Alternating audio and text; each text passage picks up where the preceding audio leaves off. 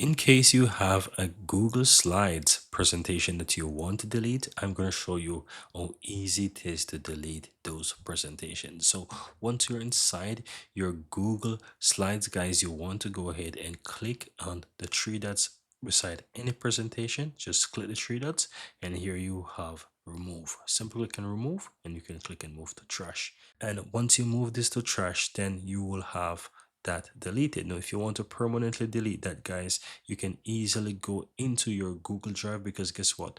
All of those Google Slides, those Google apps are actually stored in your trash. So you can easily go to your trash and you can permanently delete that if this is what you want to do. So just simply click the three lines on the upper left hand side, click in Google Drive. It's going to open up in a new tab, and from here you can go to where it says trash. Click on trash, and here you will find that presentation that you have. And this is a Google slide. All you have to do is just right click on that and click on delete forever, and it's going to quickly allow you to delete this forever. And that's how you would permanently delete the file. So if you just want to simply delete it, you can remove it from here by clicking the three dots and clicking remove. But if you want to permanently delete it, you want to open up the Google Drive and basically go to the trash, and you can permanently delete it.